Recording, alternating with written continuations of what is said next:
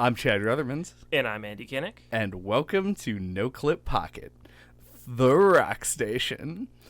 And today, we're going to be talking about Oxenfree, which was a game that was developed by Night School Studios, published by them, and was released in 2016 on Windows, OS X, Xbox One, PS4, Linux, iOS, and then was released in 2017 on Android and the Switch. But first, if you could give us a like or a rating, it would be greatly appreciated. Oxenfree is, and I feel like what we have to talk about here is how we're gonna, going forward. This is a conversation for all people on planet Earth. And I'm glad we put it on this very popular episode that we're gonna do about a game that's 5 years old.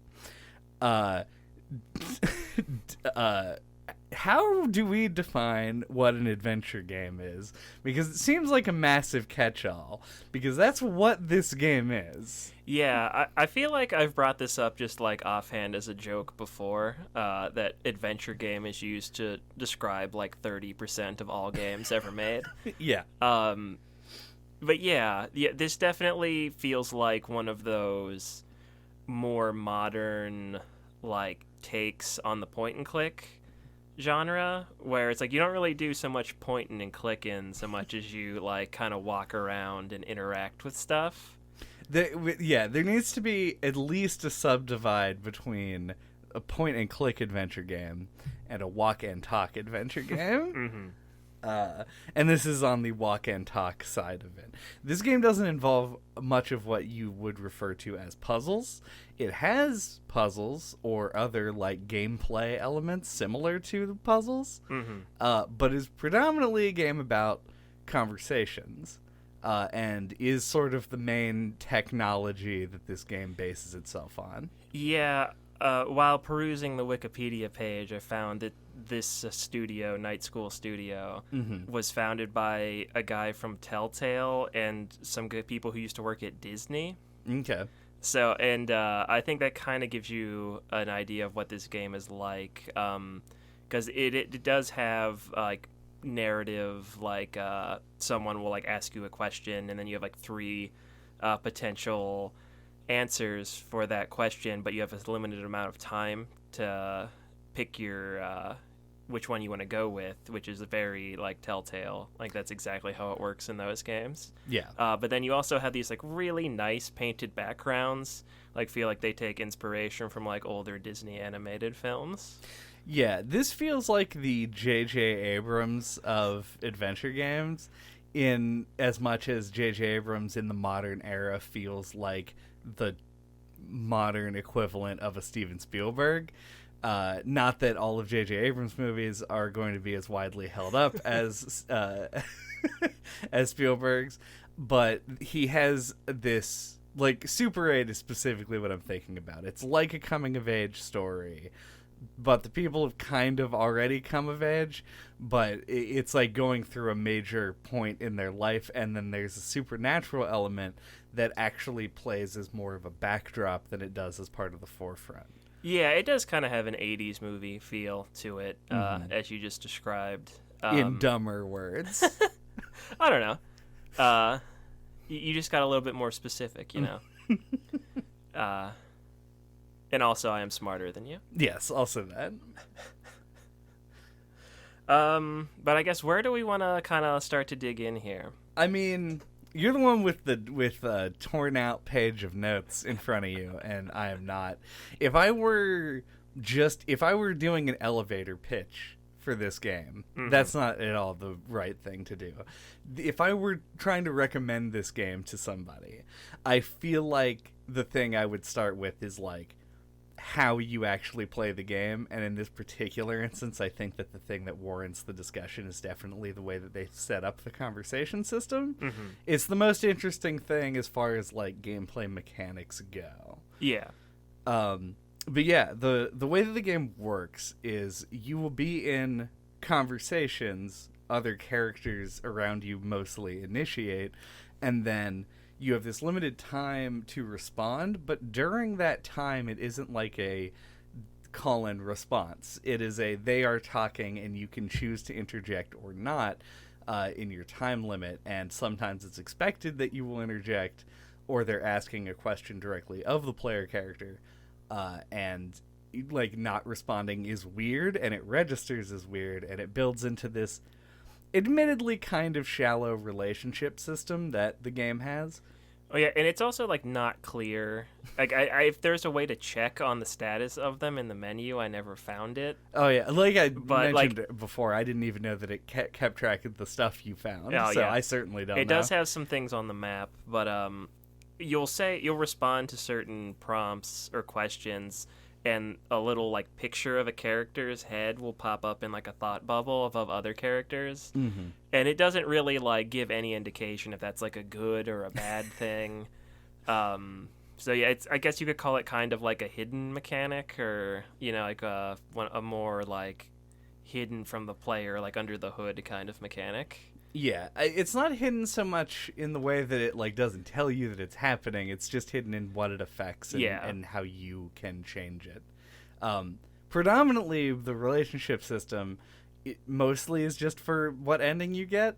There are, I guess, some conversations that probably change depending on your standing with different members of the party. But, and I say all of these things knowing that we just released an episode on Xenoblade.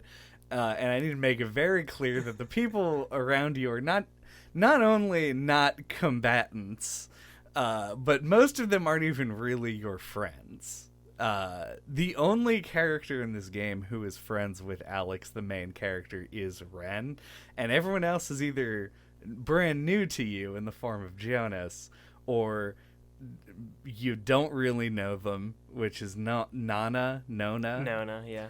and or hates you. Right. So it's really like the relationship thing makes you feel like you're trying to make inroads with people, or like make your stance clear, I think is more what it accomplishes. Yeah, like the relationship dynamic is really weird. Because like this is one thing that stood out to me is Alex's brother dies in the narrative, like a year before this game takes place. And Clarissa, one of the other people that's there, who's the one that hates you, Yes, used to date him. His name is Michael, if I didn't say that already. And I feel like that's one of their ways of like kind of trying to show like there was fallout from that.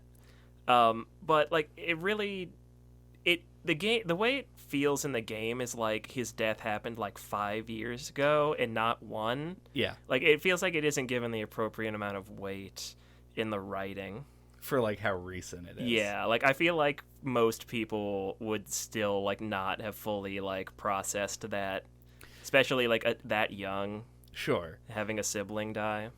I feel like the assumption, and like I've not been in the situation, so I can't make like a stand on exactly how I would react to it, is that when it's happened a year ago, you sort of want to put yourself socially in a way that doesn't seem like you've spent every waking moment of your life mourning a loss. Right. And I think that's true. Like, if you've ever been to a funeral before, which, like, I guess I envy you if you have not. But if you've been to a funeral, there's a lot of laughing. There's a lot of people talking and having a good time and smiling, because it is impossible from a human perspective to just maintain grief for a huge period of time. Yeah. So I think that I agree that it isn't given the weight that it necessarily might have had, but I don't think that Alex's personality is weird because of it. No, I'm not trying to say that. It's just I feel like in this kind of a story, it makes like so much sense that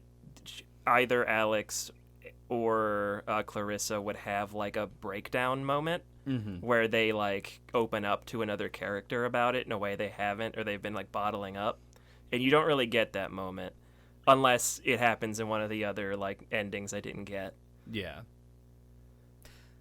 I'm trying to think if I definitely didn't have like a breakdown moment. There was me explaining the whole scenario to Jonas, but right. That's about as far as it goes. But I don't know. I mean, I don't know who else they would. I don't know who else Alex would have that conversation with, because Ren's the only person she's close with, Yeah. And you have to presume that they've already had that moment. That's true. Off of the back of that, like, I feel like you're definitely like getting at something. Like when you brought this up initially, I kind of wanted to push back on you a little, but like the characterization of like Alex's relationships with everybody is weird. Where it's like a lot of and I don't know if this is like a voice direction thing or what, but a lot of her responses to things sound sarcastic for like no real good reason. I mean, I agree with that. I think that is supposed to be her personality. Yeah, it's just, I don't know. It's like you get in all adventure games of this kind where you're picking dialogue options. Like, you get that feeling of, like, that's not how I thought that response was going to be. And I found myself saying that with, like, almost every single one of them in this game, where I'm like, she was a lot snarkier than I expected. Yeah, there were a couple of instances where I definitely felt like she took a harsher tact than I think I had intended. Yeah. But I didn't get used to it for some reason. I don't know why. I think this might be me making excuses for the game developer. So just keep that in mind, I guess. But the way that I saw it was I felt like the more wishy-washy responses are the ones that tended to get an unexpected response, or like be unexpected the way that she delivered them. And when I took a harder line on what I was saying, like either a hard yes or a hard no to most questions, it came out more the way that I had expected. That could be the nature. Maybe is an ambiguous word, and so choosing the maybe response probably produces a more ambiguous result.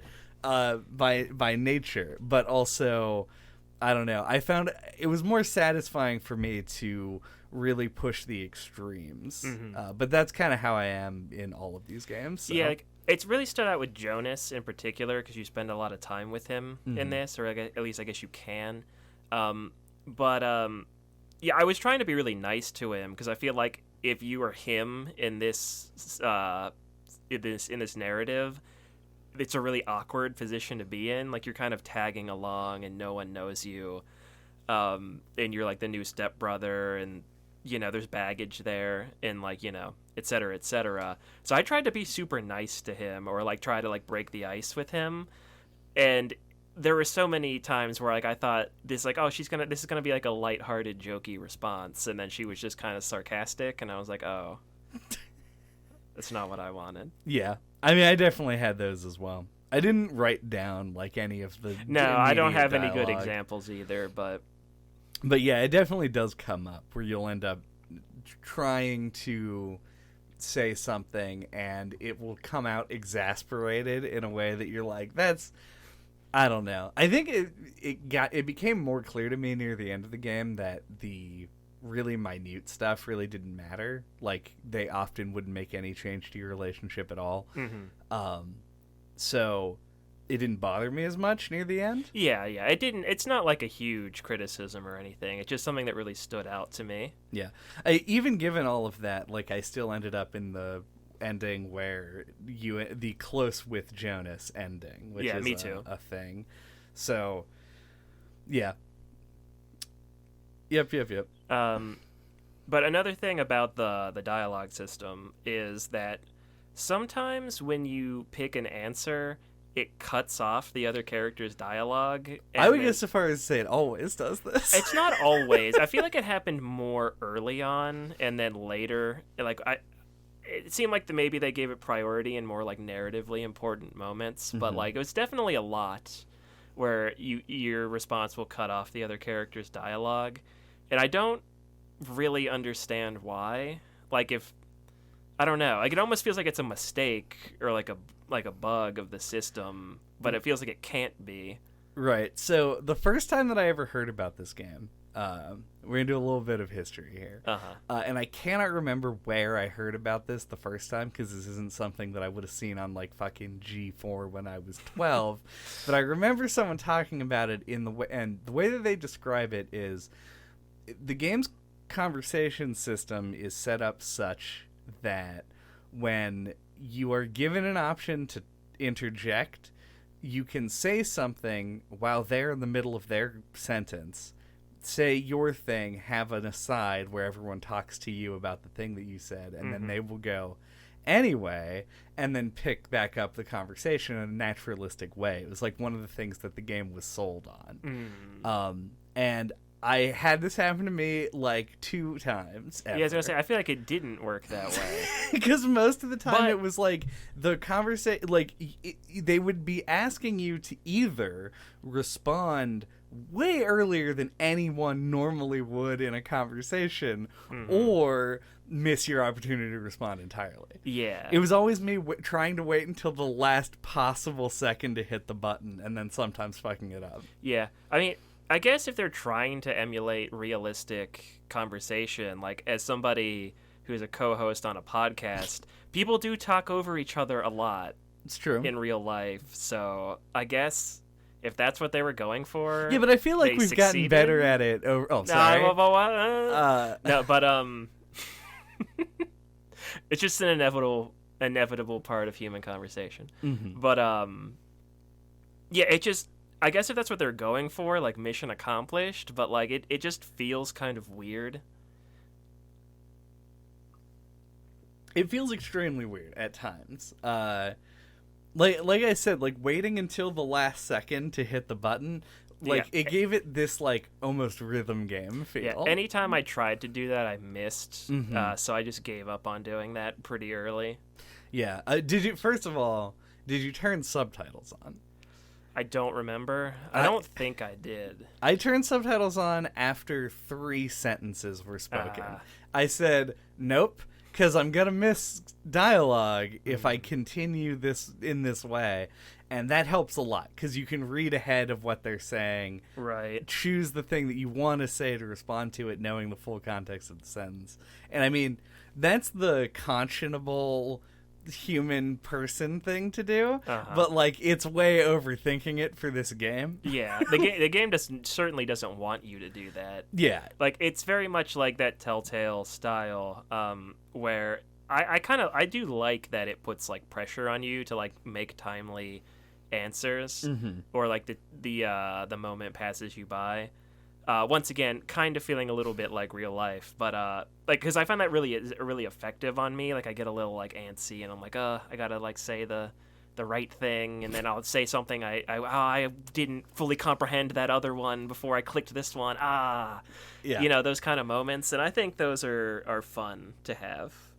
Yeah, I think that the only issue that I take with it, and this is not really an issue with Oxenfree as much as it is just with adventure games as they exist today, is that I feel like it throws up an accessibility barrier to some extent, where it's like if you aren't quick at reading, the time limit can make it really difficult for you to make sense of the things. Like what you want in a game like this is like that role-playing experience where you either put yourself in the character's shoes and try and do what you think Alex would do, or try and fully insert yourself into the scenario and say, like, if I was Alex, what would I do?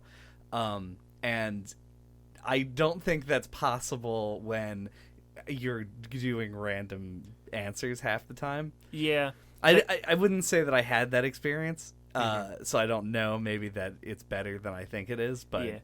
Yeah, because I like the idea of doing it more naturalistically, and it's like the game never just stops for you to answer. But I do think it could have had a more lax time limit, for sure. Yeah, because I feel like it does want to have like a little bit more relaxed hang out with your friends gone wrong kind of feeling. And I don't know. Yeah, it feels a little bit more gamey when you put the time limit on it. Yeah. But one thing that I feel like they might have been leaning into by having like the dialogue get cut off and having so many dialogue options for you to pick from is this game clearly has multiple endings. We've already made some references to that. So I feel like that decision could have been made like with that in mind, like that you'll I think to the developers, ideally the player will play it a second time and try to like get the true ending or the secret ending or find out more about the mysteries on the island. Because I don't know if you even can get the secret ending on the first playthrough, but That is a good point. I don't know. It seems very unlikely to happen if it is possible. It seems unlikely that anyone playing the game blind would just, like, happen upon it. Yeah. Yeah. Unless you're that kind of person that just meticulously combs through every game. So, potentially me, depending on the game. Yeah. Right. I have thoughts on this, I think, pretty clearly. Multiple endings are a thing that I have very, like, I don't know, not strong. Strong isn't the word. I have conflicted opinions on. Because I like multiple endings in a game that I feel like I would play multiple times. And what is a game that I would play multiple times? I'm not really sure. Like, Dark Souls, yes, we know that.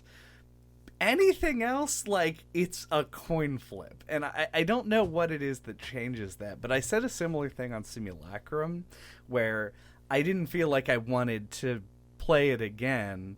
And if I do play one of these games again, I have in the past, I've played Life is Strange through twice, I don't want to shoot for other endings. I want to just play the game again, and so I wait, like, a long time, and then I try and relive that first experience. Yeah, you want to, like, make the decisions that are, like, true to the ones that you would make. Yeah.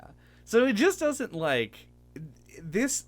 Like, I'm fine with it, and especially the secret ending, because it's something that you have to, like, go above and beyond. It's a different play experience to get to it. But, like, just, like, having multiple versions of the not true ending, it doesn't feel like something I would ever experience. Yeah, I agree pretty hard with all of that.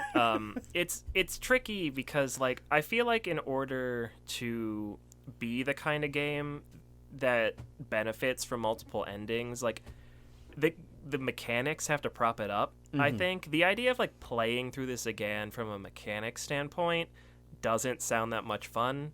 Like, the radio mechanic gets a little tedious after a while, and, like, redoing all the same conversations wouldn't be particularly fun outside of, like, a few instances to see what happens. But yeah, it's just, like, because, like, narratively, I was intrigued by this, and I felt like there was more, and I did want to dig a bit. But yeah, then the idea of, like, playing it again, I was like, maybe if I have time, you know, like, I'm just not enthusiastic about jumping back in. Yeah. And that's not just a specific criticism of this. I feel that way about a lot of games, where I'm like, maybe one day I'll play it again. But then, yeah, like you were saying, it'll be so much time, I'll probably just do a regular playthrough again and won't make the effort to get the secret ending or whatever. Yeah, I feel like the secret ingredient is time. I think that's a line from a movie, but it isn't what I meant. Something like 999, like that is like chapter skips, at least in the Steam version. That's actually a good point. I didn't think of that.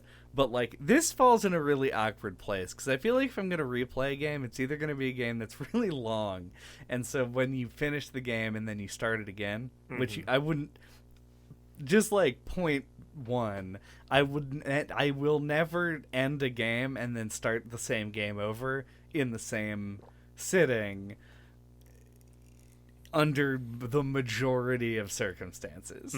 If it has, like, a chapter select, I might go back to a chapter or something. But, so either really long, so that when you go back and start it again, it's, like, stuff you haven't done for, like, months or whatever.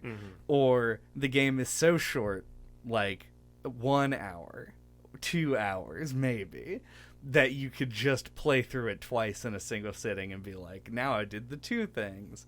Fatum Betula sort of has multiple endings, even though it's kind of the whole goal of the game mechanically, but it's easy to just do the same stuff over and over again.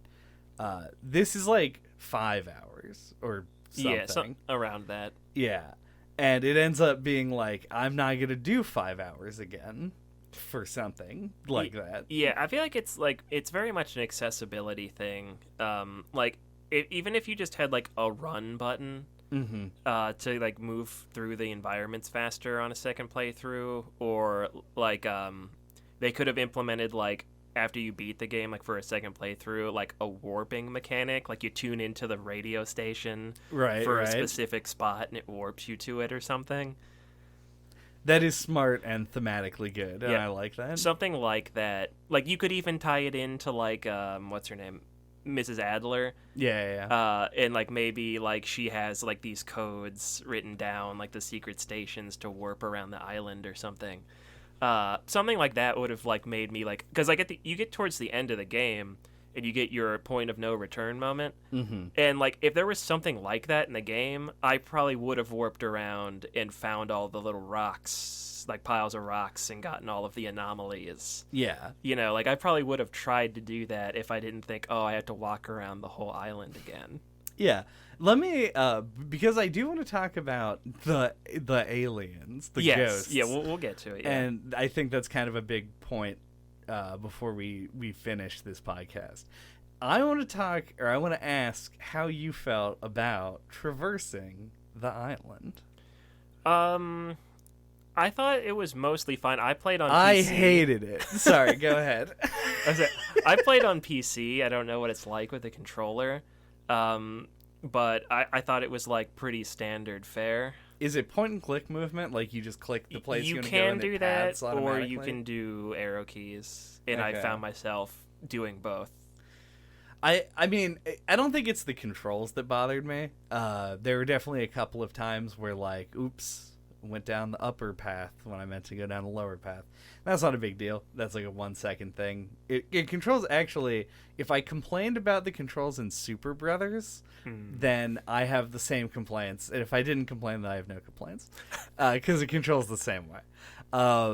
But my issue is just how very extremely slow it all is. Yeah, I knew that you would feel that way. Like, I Uh-huh. could just feel it as I was playing. I could feel your energy. I could feel a million voices crying out all at once. No, but it didn't bother me at all the first playthrough, because it's, like, obviously, like, oh, they'll let the conversations happen. So, like, I was like, whatever, that's fine. Yeah. But yeah, like, as I'm saying, like, if you've played it before, or, like, you're getting towards the end, like, you've already, like, played it for 4 hours or whatever, you really do feel like you want a run button. Like, it definitely, like, grated on me eventually. Which, especially with the way that Like, if you're gonna send me back to an area I've already been to, that's when I'm like, Yeah. But also, like, the map is really imprecise because it is supposed to be, like, a diegetic tourist map. And I'm happy with that. I think that's great. That fits, yeah. And this seems like the kind of place where you could get lost easily. And so I'm not even opposed to the getting lost as part of the story mechanic, where you go to the wrong area or something because you don't know how it connects up with the other stuff on the map. But when you do it and you get lost and you have to backtrack through an area and you're moving at a snail's pace, it gets kind of irritating, especially because the dialogue seems to only really prompt itself when you're on a path to a place that you're supposed to be going. So it's just walking in silence, which I guess is a good clue that you've gone the wrong way. Yeah. But it does just require you to walk in silence for a while, realize it, turn around, and then walk in silence all the way back through the loading screens to get to where you actually need to be. Yeah. And I don't know. It was just a hair too boring for me. I think that if it was just a little bit faster, I would have probably not even mentioned it. Yeah. The actual, like, animation with the pathing and stuff where you walk and jump and climb over stuff I thought was really cool. I thought everything looked really good. The art style of this game is a whole thing that we can have a conversation on if you want to. But as far as, like, the actual walking around, I thought everything looked good, but it felt bad. Yeah. Yeah, I mentioned it up top, but the backgrounds are great. Like, the nice painted backgrounds are something I obviously have a stiffy for. If you've listened to the podcast, you'll know this. And I like the character models, too. Like, I think it's a nice, appealing character design, and they fit well with the backgrounds. Yeah. It gives me, like, I can't even really, like, place it Exactly. Like right now, thinking about them, they just remind me of like 10 different cartoons that this plot line would all fit well in. Like, this is like an Adult Swim cartoon, one of the good ones with a narrative, that like just is in a game. It works really well, and they're 3D models. Yeah, which is wild. Yeah, they don't look like they it. blend well. Yeah, it's the geometric shapes. Like Kentucky Route Zero is a little bit like this. Those models are super simplified. Don't have a lot of detail, but they're all very like blocky shapes, which in silhouette gives them like a 2D kind of look. Like they blend with the backgrounds nice. Yeah. And these characters had a similar thing going on. This game shares a lot in common with Kentucky Route Zero, and I did mention that, and I have been restraining myself. But visuals is definitely a big one. Music, the radio, the amount, and this is a weirdly specific thing to call out, but like the level of like zoom of the camera, like how big the characters are on the screen, also very similar. Yeah, the movement is pretty close. There's a lot of comparisons to be made. It's really interesting, actually, because I had always sort of like combined these in my head. Yep, and me too. And like now having played both of them, they are very closely related, I feel like. I think I like Similar Kentucky Route Zero just like a little bit better, but it's still good. Yeah. But yeah, it's got this very like X-Files kind of style plot. I'd say Kentucky Route Zero leans a little bit more like David Lynch, a little bit more surreal. Yeah. This one's a little bit more grounded. We compared it to an 80s movie earlier. Like, it does have a little bit of like a 80s kids doing stuff, kind of like military conspiracy stuff going on in the background. I was gonna say E.T. I feel like Iron Giant is probably actually a better comparison. That's a good one. Yeah. Yeah, and the overarching plot is really intriguing, and I really like what they did with it. There is a sense of no control. Like, you can't really... Your character puts on a brave face and is very, like, braggadocious about how they're just going to kick the ghost's ass and then move on.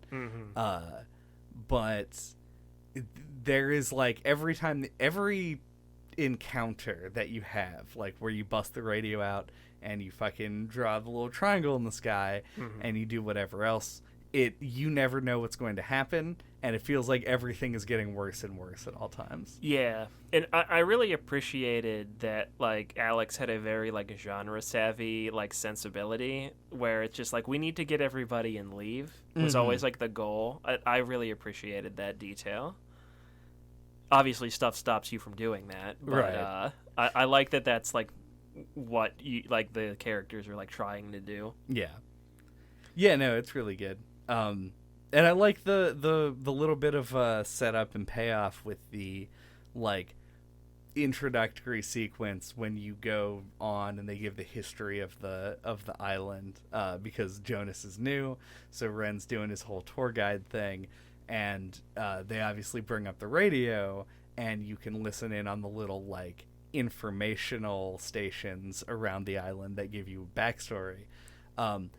Whether these entities are, like, the dead spirits of the, like, sunken submarine is kind of up in the air for me. Yeah, I mean, and granted, I didn't dig a lot as we've been going over. Like, I didn't go back for a second playthrough, but to me, like, I wasn't really given any other kind of evidence that they were anything else. Sure. So I just kind of thought that is what they were.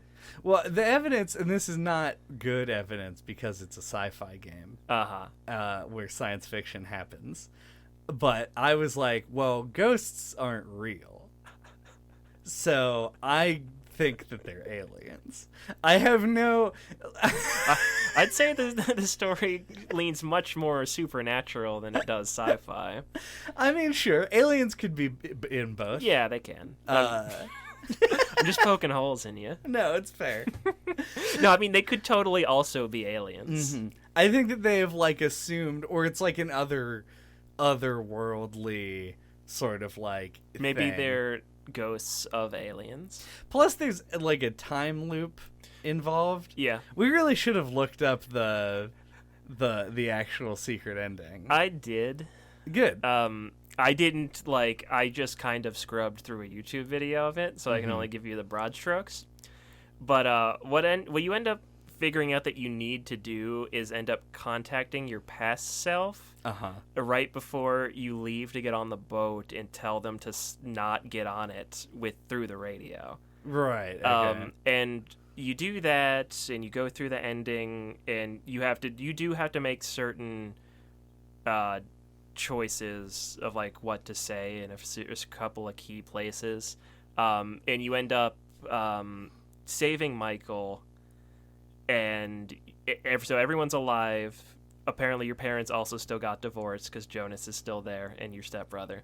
But Michael's alive, everybody's there, and it goes through the whole ending again, and it's like, you did this, and 80% of people also did that sort of end screen stats. Right. And then you get a bonus scene after the credits where it's Alex, Jonas, and Ren at a gas station before they get on the boat, and you can pull out the radio and hear the message from yourself from the future, and they decide not to go, and they get in the car to leave. Right. And so it stops the time loop and saves everybody. Mm-hmm. And then you gotta warp to the Ash Twin Project. Yeah, and then you warp to the Ash Twin Project. So it doesn't actually explain. It might, but I didn't look up those parts. Right. But yeah, that's my interpretation. I like the menace of it, is really what I'm trying to say. Yeah, no, 100%. And you actually brought up Sword and Sorcery, but the weird triangles in the sky feel very similar, and they have a similar amount of eldritch horror and dread, or the monolith from 2001 A Space Odyssey. They're in the sky and there's just this high pitch vibrating. Is it a voice? It kind of sounds like it is, but maybe it isn't. Uncanniness to it, which is great. Yeah, it's just real good. They're a great antagonist because they are so unknowable. I liked the possession of your friends thing. Yeah, that was great. Did you, in that sequence in the house, find the stuff that she asked you to find in a timely manner? I found 2 of the things, okay. I think, and I missed 1 or 2. I found 1 and then failed on all of the other ones, and it's so good when you just fucking lose everything. It's great.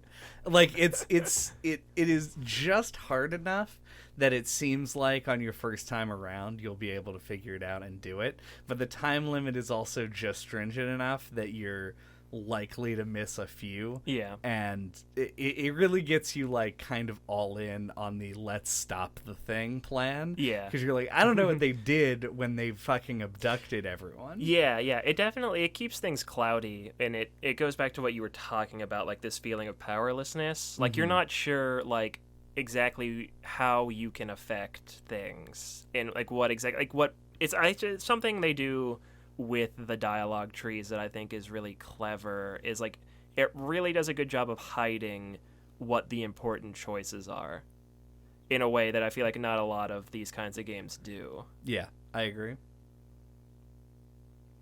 But other narrative things that we may or may not have done, it's pretty obvious at the beginning that Ren has a big crush on Nona, because you can bring it up in your little truth or slap game that they play. Yeah. But then I completely forgot about it, and it gets to the end screen, and it's you prevented Ren and Nona's relationship, and I'm I did? Yeah. Apparently, there was a lot more that could happen with that I somehow just randomly sidestepped, and it just didn't happen in my playthrough. They did get together in mine, but I don't know what I did to keep them apart, because I was never you guys shouldn't see each other. Right. I never said anything negative about one to the other. I think that, at least for me, they were together for basically the entirety of the whole game. I went to get Ren first. I did too. Okay. And ran into Nona on the way, sent her to the tower. Yep. We went to get Clarissa after that, so they were already together. Right. And then there's a second opportunity where you can walk with Ren to the thing. Right. When that happened, you can take any of the three with you, Right. and I took Nona with me. Right. Because I was like, I haven't spent any time with her. Yeah. I took Jonas, and I think because in the back of my head I was like, oh yeah, that was like a thing at the beginning of the game. Like I did not even think about it. I was just like, I want to spend time with that character because I haven't yet. Yeah, so I don't know shit about Nona. I know that in the end of, or nearer the end of the game, she's like kind of written as kind of a dumb idiot. I think she's just shy. Is her thing. Like she's there with Clarissa, and I think it's implied that Clarissa started hanging out with her after Michael died because she didn't want to hang out with you anymore or Alex anymore. Right. So she's kind of like a surrogate new friend. Yeah. Almost. To put it, I feel like that's a negative way of framing that, but... I mean, I'd be a surrogate new friend, you know? Yeah. Once you're an adult, so, you gotta take what you can get. Yeah, so like they don't really know each other. When you talk, Nona is like, invite you to her birthday party or whatever that's happening in like 2 weeks or something. Wow. I was not invited to any birthday parties. But we did make fun of her for not knowing the history of some shit during the middle of the game for some reason. Yeah. But yeah, I'm sure there's a lot more depth to Ren, Nona, and Clarissa that I just didn't get because I basically spent the entirety of the game with so Jonas. if you took Jonas in the middle there, then you spend the whole game with him. Yeah. And that's basically what I did. It just seemed like the most socially appropriate thing to do at every step of the way for me. Yeah, I don't really disagree with that. Do we have FM thoughts? Okay, to tune into my FM thoughts, I liked this game. When I sat down to make notes for it, it was really easy to write down all of my criticisms. Those flowed like milk and honey out of the pen. But there is a lot to like about this game. Like I felt like we were going to come in here and skew negative, but like I think it comes off that way because this game is good but not great. But it feels like it's just short. Like it's missing a few things, like to really push it or to elevate it to being something special. Like I think the narrative is really cool, the setting is cool, like a abandoned military base island is interesting with the one mysterious old woman caretaker who lives there. It's a really fertile, like interesting foundation for a story, and the story itself is good. It's just the gameplay side I think lets it down a bit. As we say, walking around the island gets slow if you have to backtrack, which can easily happen to you in this. Especially if you want to like explore and get extra like bonus stuff. Yeah. Tuning into the radio I thought was cool at first gets tedious, especially when they like up the amount of stations you have. They can like scrolling back and forth through it. Got a little old after a while, so yeah, I felt like that stuff like brought it down a bit, and I don't know if it's just that I never found it, but like I feel like they should have done something with like hidden number stations, just because I find those really fascinating. I think they were in the game. Yeah, there were a lot of like secret like radio stations and like old ramblings of people and spooky stuff, but like I never just heard someone reading a sequence of numbers. Yeah. The closest that it comes, I'm just going to jump on this. Yeah. One thing that I thought was actually really interesting, and I'm sure does pan out into a different thing if you follow through with it, but there are stations where people are having, I guess you could call it a conversation. It'll just be like individual sections of it where people are going... Yeah, just like stitch it together. Yeah, but they'll say a sentence... It'll be like, in the end, we all become... And then they will do the military alphabet to spell out a word. Mm-hmm. And that one was, in the end, we all become antiques. And I remember hearing that and going like, that's fucking interesting. Jot that down. And then I came across a couple other ones, but I never really put anything together from it. Yeah. But it could be the best way to do it. Yeah, like I feel like there's something cool there that... I feel like could have been fleshed out or done in a different way that made it feel a little bit more accessible or obvious. Yeah. But anyway, yeah. So I feel like presentation, story-wise, this game is great.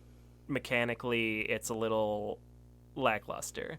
And so you end up with a product that is good. And in some ways, I do want to spend some more time with it. And in other ways, I don't. So like, it does sit in a really weird middle ground, which is a little unfortunate. But I guess those are my final thoughts. Yeah.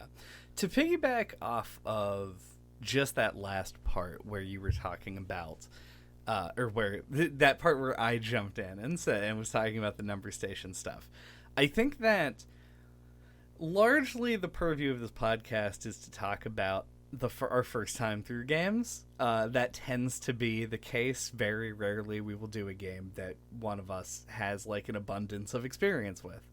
But that isn't the case here.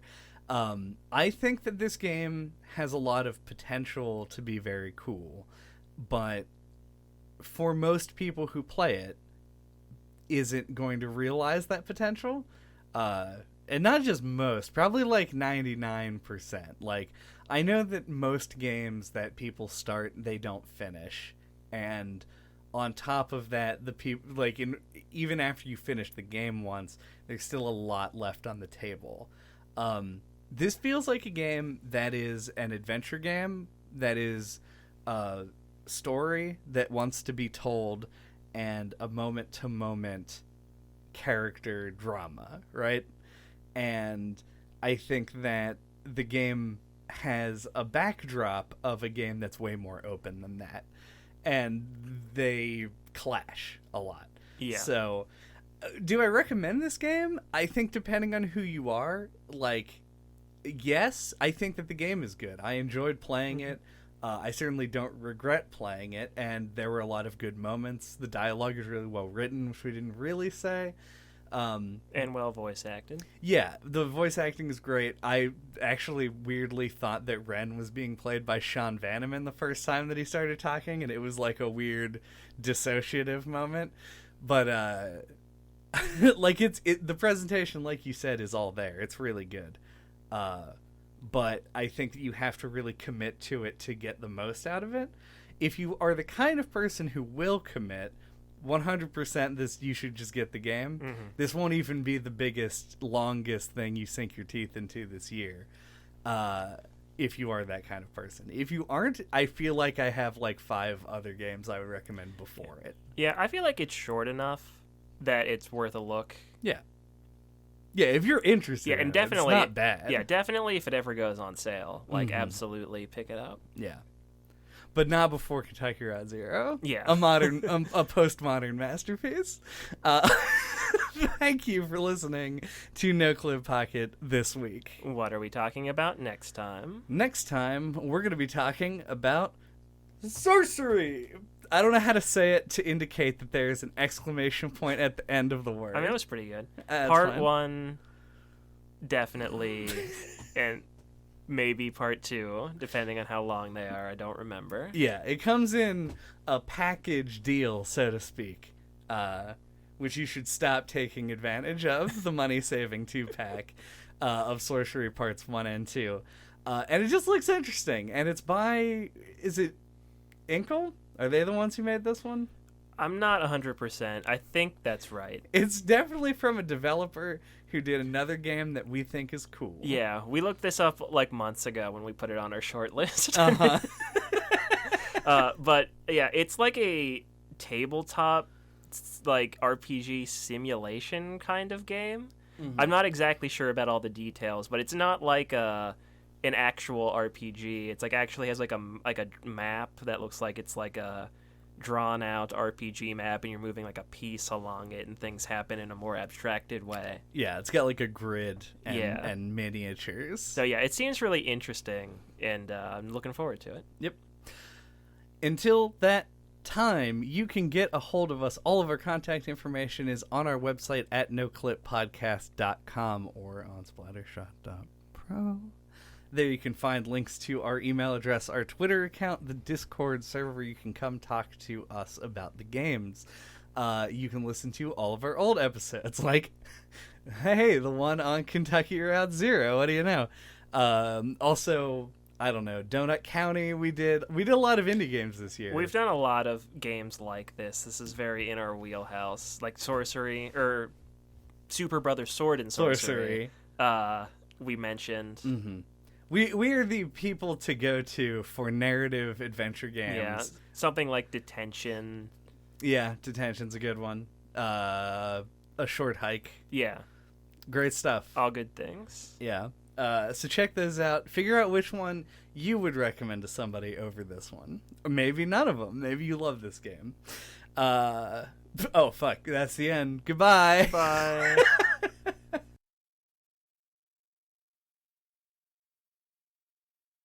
Next time, we're going to be talking about... I know this.